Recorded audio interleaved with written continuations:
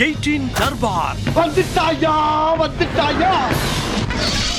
வணக்கம், வந்தனம், நமஸ்தே, நமஸ்கார், நமோஸ்துதே. நான் உங்க எழில். இது நியூஸ் 18 தர்பார் உங்க எல்லாருக்குமே தெரியும். இன்னைக்கு நாம வழக்கம் போல ஏகப்பட்ட விஷயத்தை எடுத்து கொண்டு வந்து வச்சிருக்கோம். பல பேர் அப்படியே சிக்கன் மட்டன் அடிச்சு துவைச்சு தும்சம் பண்ணி ராத்திரி மிச்சம் மீறி இருக்கிறத சாப்பிட்டு அப்படியே உட்கார்ந்து இருக்கிற நேரத்தில் நிகழ்ச்சிக்குள்ள சர்ன்னு போவோம் வாங்க.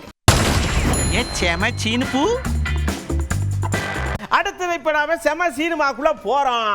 இங்க ஒருத்தர் வாட்டர்பால் முருகனுக்கு அரோகரா அப்படின்னு பக்தி பரவசத்தோட இந்தோனேசியால ஆரம்பிச்சு வச்சிருக்கிற முருகன் கோயிலுக்கு அப்படியே காணொளி காட்சி வாயில போயிருக்காரு. யாருன்னு சொல்லுங்க பாப்போம். நம்ம பிரதமர் தான். பக்தியில கூடுனவராச்சே.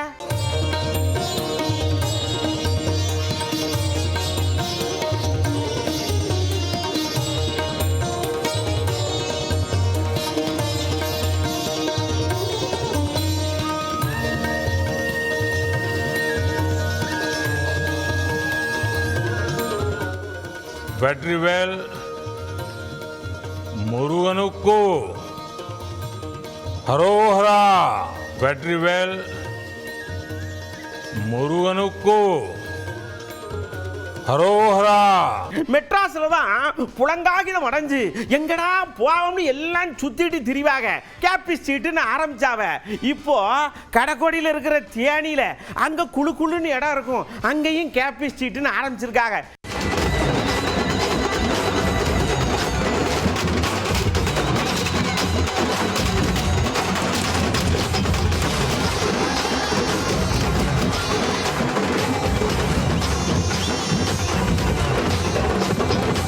இங்கே இருக்கவங்களும் நல்லா என்ஜாய் பண்ணியிருக்காங்க. நெக்ஸ்ட் டைம் பண்ணாங்கன்னா கொஞ்சம் எக்ஸ்டெண்ட் பண்ணலாம். நல்லா ஜாலியாக என்ஜாய் பண்ணலாம். ஊரில் நடக்கிறப்போ நம்ம இங்கேருந்து அங்கே போகிற மாதிரி இருக்குது. நம்ம ஊரில் நடக்கிறனால நமக்கு ரொம்ப பெருமையாக இருக்குல்ல. அடுத்து நம்ம நேராக கர்நாடகத்துக்கு போகிறோம். நம்ம ஏற்கனவே சொல்லியிருக்கோம், இந்த யானையும் மக்க மனுஷரும் ரொம்ப அந்யோன்யமாக இருங்கன்னு. கேட்க மாட்டீங்க. கர்நாடகாவில் ஒரு ஒத்து யானை காட்டுக்குள்ளேருந்து வந்திருக்கு. அதுக்கு இந்த காப்பி தோட்டத்தில் இருந்து வாழ்ந்த வாசம் மயக்கிருச்சு. ஒழுக்கு உள்ளே போய் அராஜகம் பண்ணியிருக்கு. ஏன் காப்பி விடுன்னு கேட்டால் கொடுப்பாங்கல்ல. அந்த யானை கேட்காம இப்படி பண்ணியிருக்கு. அப்புறம் 2 கும்கி யானையை கூட்டியாந்து நல்லா குத்துன்னு குத்தி அதை கயித்தை கட்டி இழுத்து கொண்டு போயிருக்காங்க. என்ன செய்ய போகிற அவ்வளோ தெரியல. போங்க.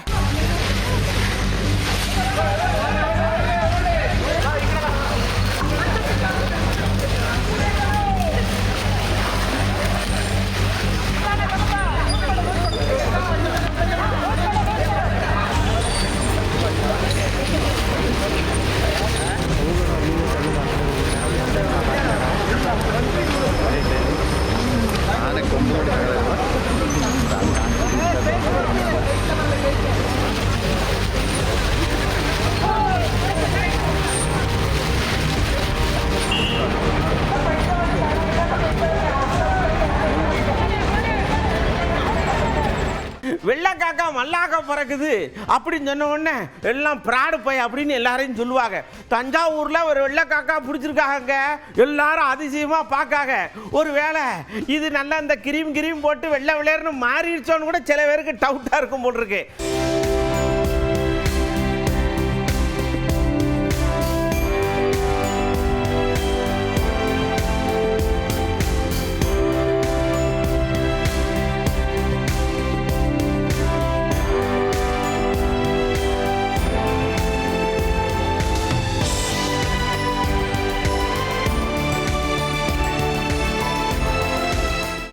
பாருங்க, இந்த மாரத்தான் போட்டியில சர்க்கட்டு மேனிக்கு ஓடுவாங்கல்ல, ஏகப்பட்ட பேர் ஓடுவாங்க. குஜராத்லையும் உலக மாரத்தான் போட்டி நடந்திருக்கு. எத்தனை பேர் கலந்துருப்பான்னு நினைக்கிய? கிட்டத்தட்ட 1.5 லட்சம் பேர் கலந்துருக்காங்கய்யா.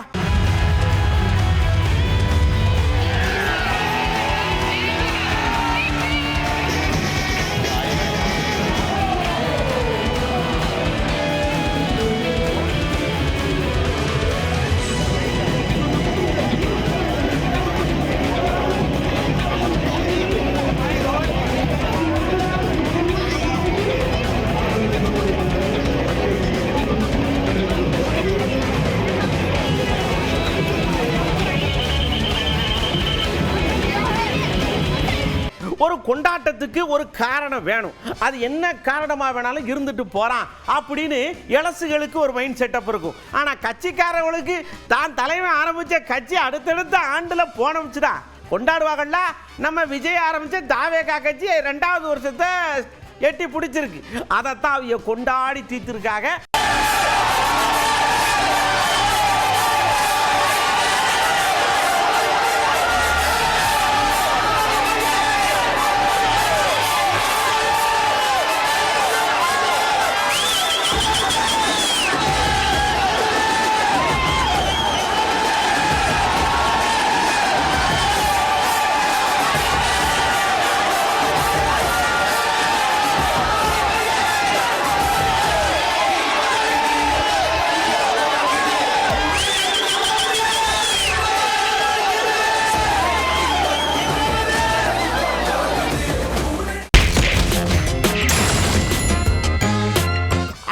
நாம கவுண்டர் அட்டாக்குள்ள போறோம்.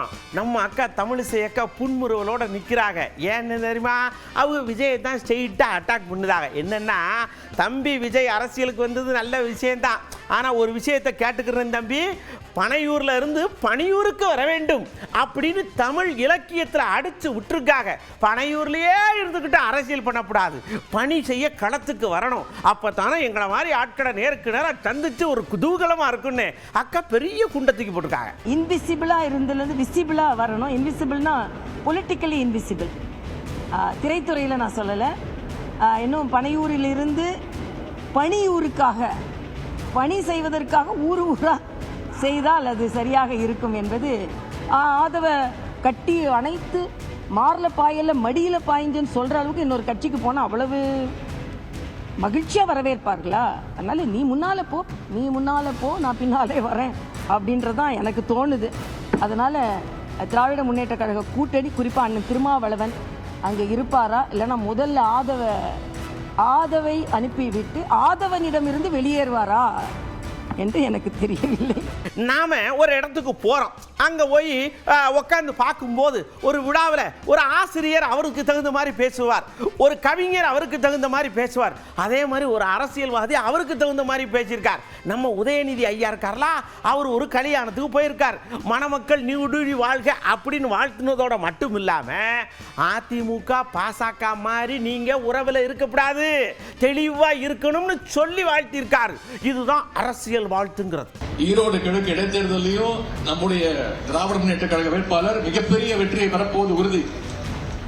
அது தெரிஞ்சுதான் இது வரைக்கும் 10 தோல்வி பழனிசாமி 11 தோல்வி பழனிசாமி ஆகக்கூடாதுன்னு தேர்தலிருந்து விலகிட்டார். தமிழ்நாடுங்கிற பெயரையே, அந்த வார்த்தையே நிதி அறிக்கையில் தவிர்த்திருக்கிறாங்க. எப்படி ஒன்றிய அரசு தமிழ்நாடுங்கிற பெயரை தவிர்த்திருக்கோ, அதே போல தமிழ்நாட்டு மக்கள் பாஜக அரசை நீங்கள் தவிர்க்க வேண்டும் என்று நான் கேட்டுக்கொள்கின்றேன். மணமக்கள் இருவருக்கும் ஒரே ஒரு வேண்டுகோள், ஒருவரை ஒருவர் விட்டுக் கொடுத்து, எதற்கு விட்டுக் கொடுக்கணுமோ அதற்கு மட்டும் விட்டுக் கொடுத்து, அதிமுகவும் பாஜகவும் போல யார் யாருக்கு அடிமை என்று போட்டி போடாமல் சுயமரியாதையோடு உங்களுடைய உரிமையை பெற்று நீங்கள் வாழ வேண்டும். அடுத்து பாருங்க, எதிர்கட்சிகள் எல்லாம் ஒரு பக்கம் இருக்கிய, ஆளுங்கட்சியில் சில பல கட்சிகளோடு சேர்ந்து கூட்டணி இருக்கு.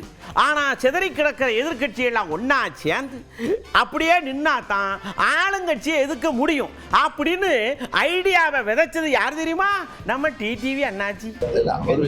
எனக்கு தெரிந்தவரை நான் பார்க்கிற வரைக்கும் மத்தியில் ஆள்ற கட்சியும் மாநிலத்தில் ஆள்ற கட்சியும் அவர் எதிராக அவருடைய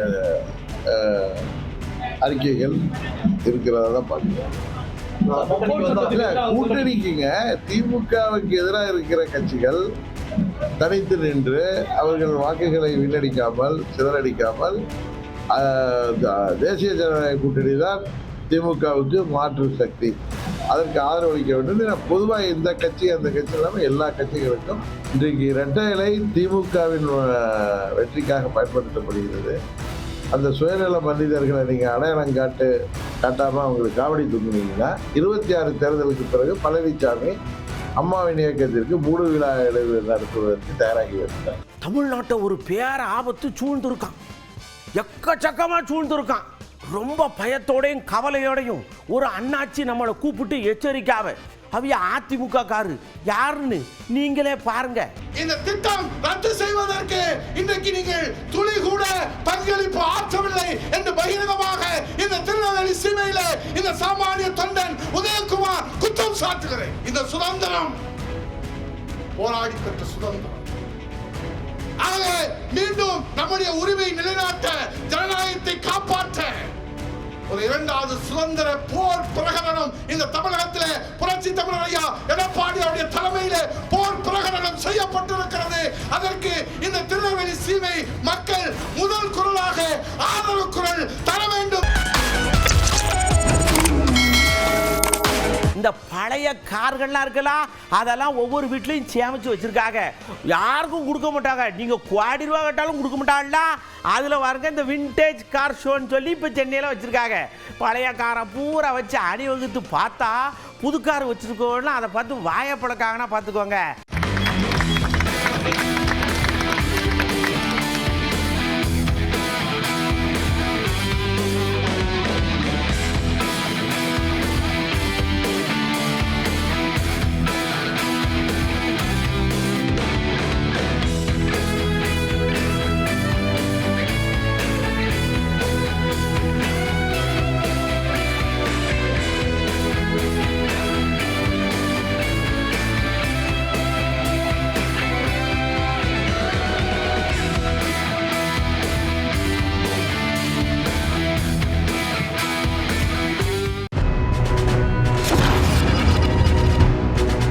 இப்படி ட்ரெண்டான பல விஷயங்களை பார்த்துக்கிட்டே இருந்த மக்களை பார்த்து இங்க வாங்க. ஒரு பக்கம் தங்க வேலை தட தட தட தட தட தடன்னு ஏறுது, இன்னொரு பக்கம் தேங்காய் வேலை அதை விட ஏறுது. ஏன் ஒரு தேங்காய் 50 ரூபாங்காக, அதையே வெயிட்டு போட்டால் ஒரு கிலோ தேங்காய் 100 ரூபாங்காக. அதில் பாருங்க, சில தேங்காய் 1.5 கிலோ இருக்கும் போல் இருக்கு. ஒரு தேங்காய் 50 ரூபாய்க்கு வாங்குவோமா, இல்லைன்னா ஒரு கிலோ 100 ரூபாய்க்கு வாங்குவோமான்னு மக்கள் மண்டையை பிச்சுக்கிட்டதோட மட்டும் இல்லாமல் எங்கள் வீட்டுக்காரர் தேங்காய் சட்னி இல்லைன்னா தோசை சாப்பிட மாட்டாரு. இப்போ நான் என்னத்தை செய்ய அப்படின்னு பெண்கள் எல்லாம் புறம்பதை கேட்க முடியுது. இதை பற்றி தான் நம்ம கேட்டோம். என்ன சொல்லுதான்னு நீங்களே பாருங்க. 50 ரூபான்றாங்க, 45 ரூபான்றாங்க. சட்னியும் வைக்க முடியல, சாம்பார் தான் வைக்கிற மாதிரி இருக்கு. இனி போற போக்குல பார்த்தா சட்னின்றதே நாங்க மறந்துடுவோம் இருக்கு. தேங்காய் இல்லாத சமையல் கொஞ்சம் யோசிக்க வேண்டியதாக தான் இருக்கு. தேங்காய் கண்டிப்பா தேவைப்படுது. அதனால தேங்காய் விலைவாசியை நம்ம சீக்கிரம் கட்டுப்படுத்தணும். எதுக்கு ஒரு பொரியல் செய்யணும்னாலும் எதுக்கு எடுத்தாலும் டக்குன்னு தேங்காய் தான் உடைக்கிறோம். தேங்காய் விலை கூடுதலா இருக்கனால எங்களால வாங்க முடியல. எள்நீர் போகுது. எல்லாரும் இளநீர் விற்கிறதுல தான் ஆர்வம் காட்டுறாங்களே தவிர தேங்காவை மண்டி அந்த தேங்காய் ஆவற வரைக்கும் அந்த டைம் கொடுக்க மாட்டேங்கிறாங்க. இளநீராவே எல்லாமே எடுத்துட்டு வந்துடுறாங்க. ஒரு நாளைக்கு நானே 2 தேங்காய் 3 தேங்காய் யூஸ் பண்ணுவேன். இப்போதைக்கு பார்த்தீங்கன்னாக்கா ஒரு மூடியை வச்சு 4 நாள் 5 நாள் யூஸ் பண்ணுற மாதிரிக்கே இருக்குது. 10 ரூபாய்க்கு கூட வந்துச்சு, 12 ரூபாய்க்கு கூட வந்துச்சு. அப்போ விலை இல்லை, இப்போ விலை இருக்குது. அவ்வளோதான். மக்கள்கிட்ட ஏற்கனவே தேங்காய் 10 ரூபா 15 ரூபாய்க்கு தான் விற்றுக்கிட்டு இருந்தோம். இப்போ தேங்காய் இப்போ அங்கேயே 70 ரூபா 72 ரூபா போட்டு கொடுக்குறாங்க. நாங்கள் இப்போ 75 ரூபா விற்கிறோம். தேங்காய் வாங்கி தானே ஆகணும், எவ்வளோ காசு இருந்தாலும் கொடுத்து தான் ஆகணும். விலைவாசியை குறைக்கணும். இந்த மாதிரி விலை ஏறினா எப்படி ஜனங்க பொழைப்பாங்க? விலைவாசி பொருள் மட்டும் ஏறிட்டு இருக்கு. எங்கள் விவசாய பொருள் எந்த பொருளும் விலை ஏறல. அதில் நாங்கள் என்ன பண்ணுறோம் எங்களுக்கு ஒன்றும் தெரியலைங்க. இன்னும் கோவிலுக்கு தேவை, வீட்டுக்கு தேவை, எல்லாருக்கும் தேவை தான். அது விவசாயிகளுக்கு பயனாக இருக்கணும். இதை கிலோ கணக்கில் கொடுக்குறாங்க. முன்னாடியெல்லாம் சாதாரண கொடுத்துருந்தாங்க, இப்போ கிலோ கணக்கில் கொடுக்க ஆரம்பிச்சுட்டாங்க. வழக்கமாக நாம் சொல்லுவோம், உஷாரா இருங்க, பாதையில் போகிறவங்க, காரில் ஓட்டுறவங்க, காரை ஓட்டுறவங்கன்னு சொல்லுவோம். இதையே இந்த புதுக்கோட்டையில் எல்லாரும் சேர்ந்து மதுவுக்கு எதிராக, போதைக்கு எதிராக நாம் ஒரு விழிப்புணர்வு ஓட்டம் ஓடுவோம் சொல்லி ரெடியாகி ஓடி இருக்காங்க. அந்த வழியாக ஒரு காரில் வந்த பக்கியை என்ன பண்ணியிருக்கு, மதுவை போட்டுட்டு உடனவங்க மேலே ஊற வண்டி ஏற்றி காயப்பற்றி விட்டாப்படி.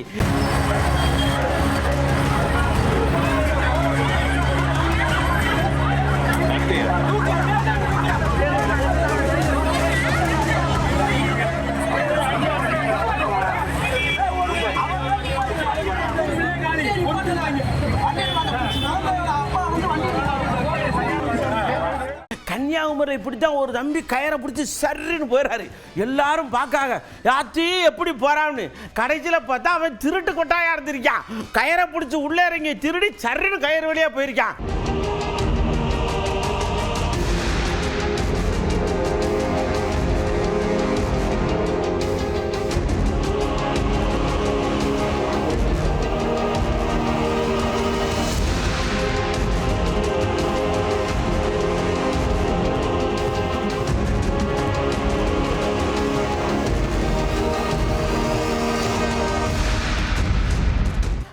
ராஜஸ்தானில் ஒரு ஐயா என்ன பண்ணியிருக்காரு, குடுன்னு ஓடிப்போய் ஏறிக்காரு, சிலிப்பாகி கீழே விழுந்திருக்காரு, சக்கரம் காலில் ஏறி கால் இதாகி போச்சு. அதனால ஒரு வண்டி போச்சுன்னா அடுத்து ஒரு 10-15 நிமிஷத்தில் இன்னொரு வண்டி வருங்களா, அது வரைக்கும் காத்திருக்க வேண்டியான. இல்லைன்னா இப்போ தான் எல்லார் வீட்லேயும் 1க்கு 4 டூ வீலர் இருக்குல்ல, அதில் வெளில போக வேண்டியான. ஏயா இப்படி அவசரப்பட்டு காலை இழந்து விட்டீங்களே.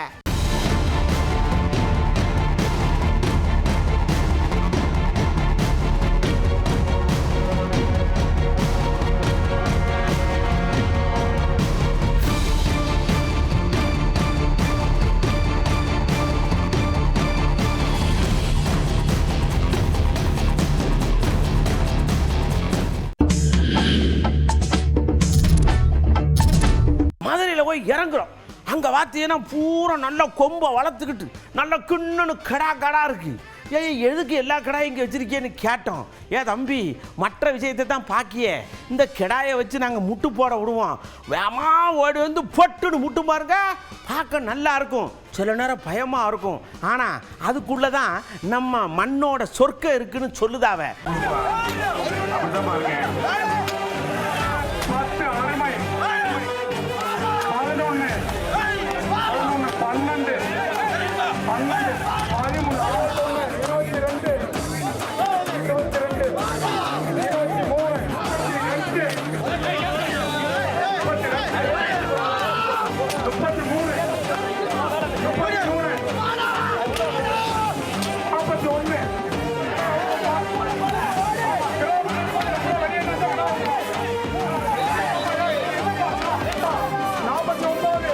இந்த ஒகேனக்கல் இருக்குல்ல, ஏகப்பட்ட கூட்டம், எல்லாம் அங்கே போய் குமிஞ்சிட்டாங்க. அவிய கூட்டத்தை பார்த்த உடனே நாம இங்க இருக்கோமே, அவியலோட சேர்ந்து கும்மாளம் போட்டா என்னன்னு நமக்கு ஆசை வருதுல்ல.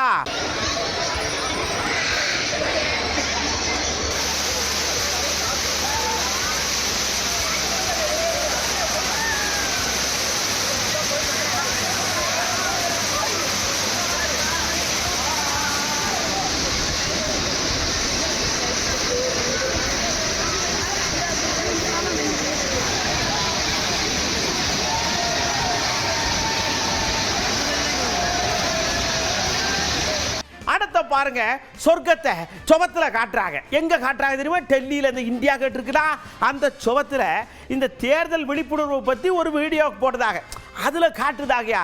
முந்தியெல்லாம் நாம என்ன செய்வோம், ஒரு திரையை கட்டி அதில் படம் போடுவோம், திரையே தேவையில்லை, சுவத்திலே எல்லா விஷயத்தையும் முடிச்சிருவோம்னு காட்டி இதுதான் சொர்க்கம்னு சொல்லாம சொல்லியிருக்காங்கல்ல.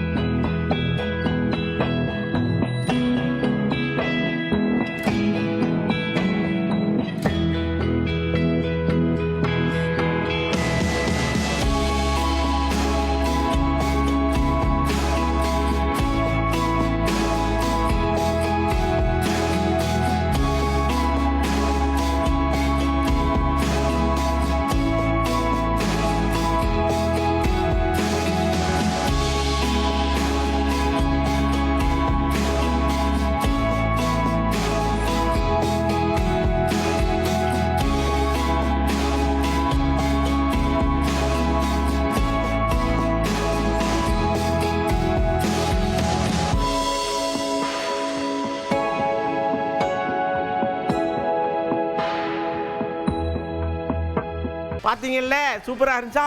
நாளைக்கு பள்ளிக்கூடலாம் இருக்கு, அதனால் புள்ள கடலாம் போய் சடக்குன்னு போய் தூங்க போக, அம்மா அப்பா மாதிரிலாம் எல்லாத்தையும் எடுத்து வச்சுட்டு, ஆமாம் நல்லா போய் தூங்குங்க, நாளைக்கு ஆஃபீஸுக்கு போகணும், வேலை வெட்டி நிறையா கிடக்கும், அதனால் கண்ணு முடிச்சிருக்காதிய, செல்ஃபோனை ஓரமாக வச்சுருங்க, சார்ஜ் போட்டு வைக்காதிய, சார்ஜே இல்லைனாலும் ஓரமாக வைங்க. ஏன்னா நிறைய பேர் சார்ஜை போட்டு வச்சுட்டே போயிருதிய, அது வயறு வெளியே வந்து பற்றிக்கிறது. செல்ஃபோன் விற்கிற விலைக்கு இதெல்லாம் தேவையா நமக்கு? அடுத்த தர்பாரில் அடுத்த விஷயத்தோடு நான் உங்களை சந்திக்கிறேன். அதுவரை உங்களிடமிருந்து அன்போடு விடைபெற்றுக் கொள்வது உங்கள் அன்பு நண்பன் எழில். வணக்கம் மக்களே. 18 தர்பார் வந்துட்டாயா.